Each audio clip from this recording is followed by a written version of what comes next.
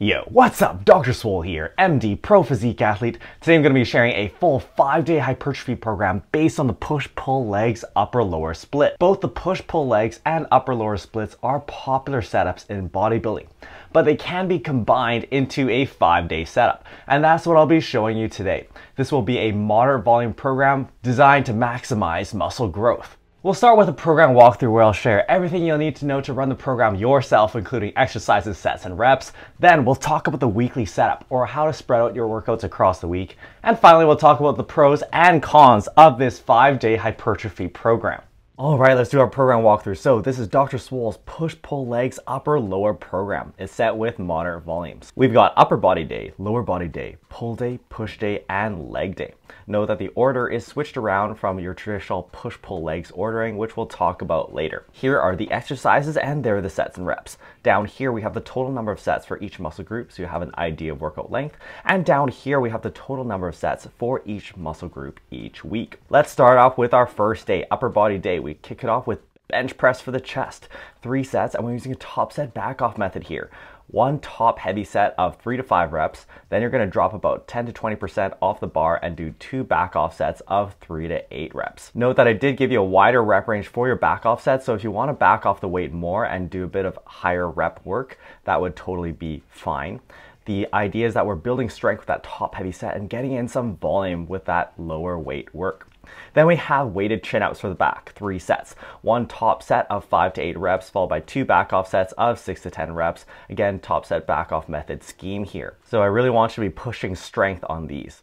Next, incline dumbbell flies for the chest, 3 sets of 10 to 15. Chest-supported rows for the back, 4 sets of 8 to 12.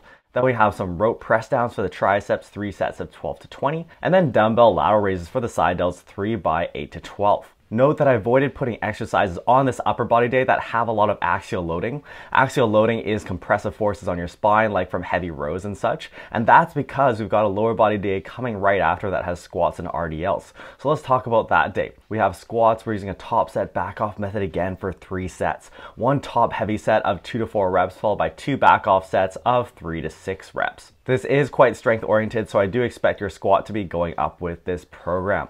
Next, we have RDLs for the glutes and hamstrings, 3 sets of 6 to 10. Barbell back extensions for the glutes and hamstrings, 3 sets of 8 to 12. And these are where you use a back extension machine, but actually hold on to a barbell for resistance. It almost becomes an accessory movement for the deadlift here. Then we have leg extensions for the quads, 3 sets of 10 to 15.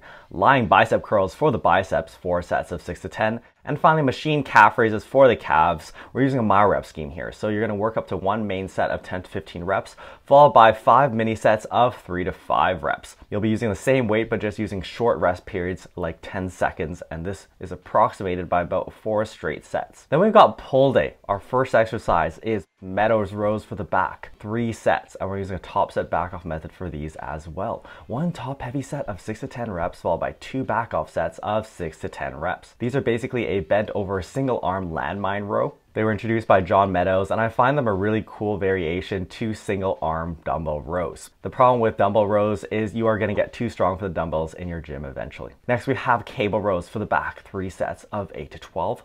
Reverse grip lat pull downs, also for the back, 3 sets of 10 to 15. Then we have dumbbell lateral raises for the side delts, 4 sets of 12 to 20.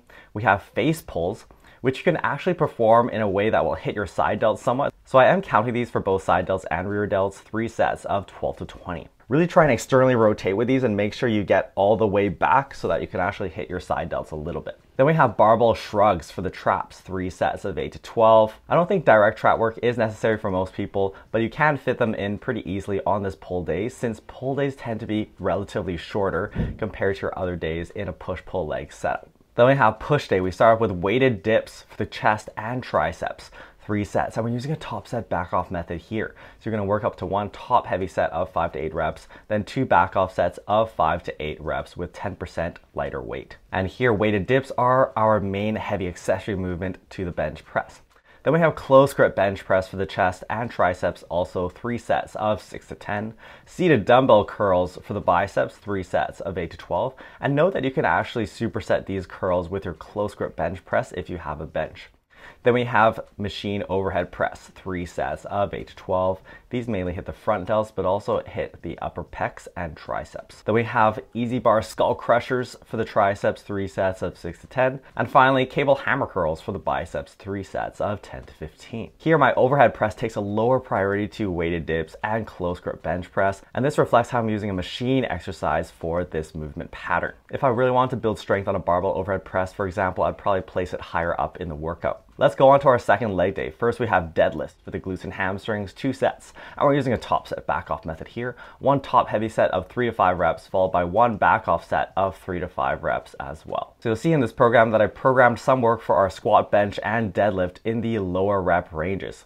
This will allow you to build strength while still accumulating lots of volume for hypertrophy with all of your other exercises. Then we have pause squats for the quads, 5 sets of 3 to 5 reps. And here you're basically pausing at the bottom of the movement for 1 to 2 seconds. These are a great accessory movement to the squat to help you build technique and strength. And you'll notice that I've separated them from your squat to give you a higher frequency of squatting so that you can build strength and develop technical adaptations. I think pause movements can work very well for people who are trying to build strength, but also hypertrophy. Even though the rep counts are low, you are spending a decent amount of time under the bar. Then we have machine split squats for the quads and glutes and hamstrings, 3 sets of 8 to 12. These are basically a standing split squat in the Smith machine. After that, leg curls for the hamstrings, 2 sets of 10 to 15.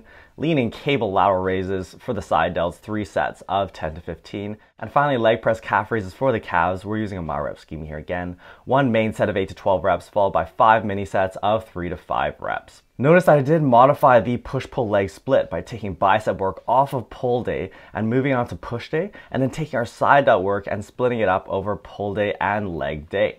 This does a few things.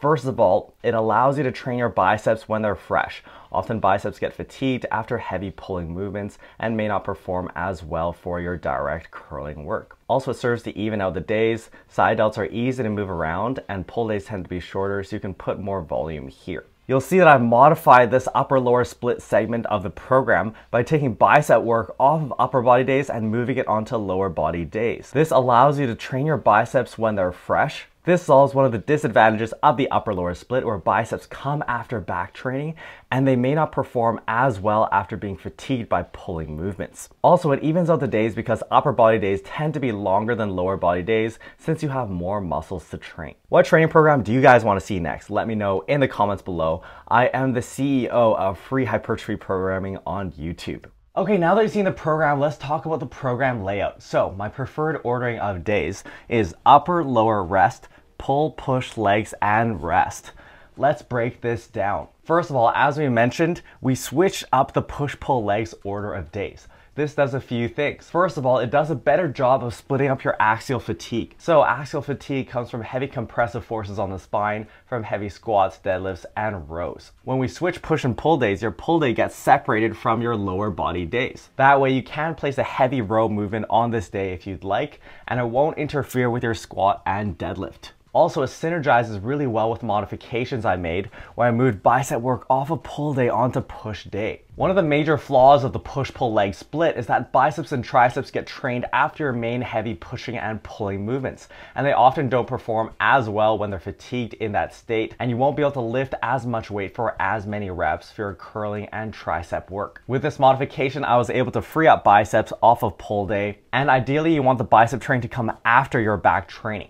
If your bicep training came before your pull day, you may not perform as well on your back training with tired biceps. Note that when we have an upper and lower body day coming back to back, we put the upper body day first because a tough lower body day could affect your upper body day if it comes after. So you'll see that I strategically put rest days after our leg days, which are the toughest days in the program.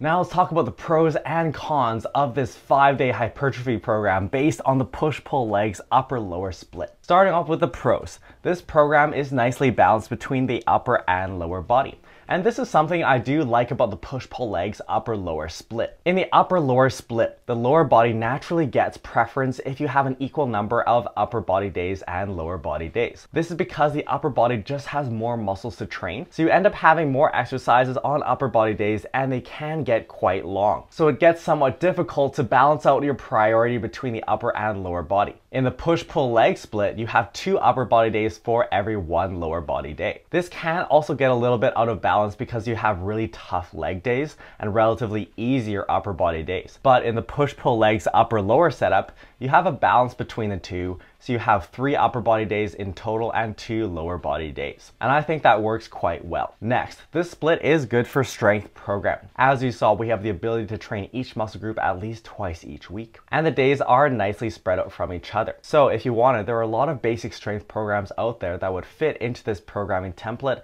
in a plug and play fashion. Finally, this program offers a high frequency for bicep and side delt training. And this is a consequence of the modifications I made to the split so that your side delts are getting trained 3 times per week. And I moved bicep training off of upper body day onto lower body day and off of pull day onto push day. This effectively increases your bicep training volume to 4 times per week, since they still are used indirectly on your back pulling movements. I like this for these small muscle groups since they tend to do well with high frequencies. In terms of the cons of this program, we have addressed a lot of the cons of the upper, lower, and push-pull leg splits with the modifications that you saw me make. When you have push-pull legs in the program, one of the inherent disadvantages is that pull days tend to be short. This is because you just have fewer muscle groups to train on those days. As you saw, I tried to address this by moving some side delt work onto pull days.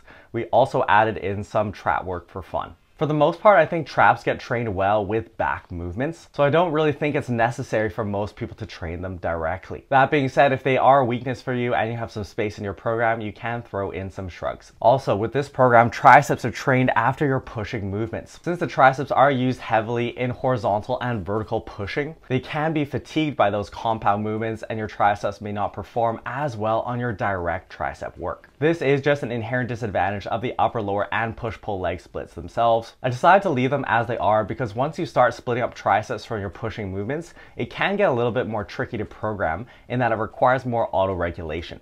If you have direct tricep work coming the day before bench press, for example, you may not perform as well on your bench press if you have sore triceps. So I will leave those types of modifications to my more advanced programs, which you can look up on this channel. If you want to see an example of a push-pull legs upper-lower program with higher volumes than this, check out this video where I outline a full hypertrophy program that you can start yourself. If you want to download the Excel file for this program, I will be sharing it in my Facebook group. Link is in the description below. Make sure you subscribe for more free hypertrophy programs, and we'll see you next time.